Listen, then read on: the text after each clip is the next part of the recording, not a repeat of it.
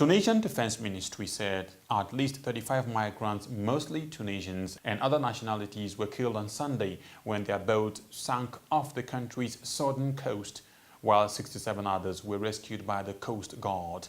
Security officials said the boat was packed with about 180 migrants, including 80 from other African countries, as unemployed Tunisians and other African nationalities often try to depart in makeshift boats from Tunisia to Sicily in Italy.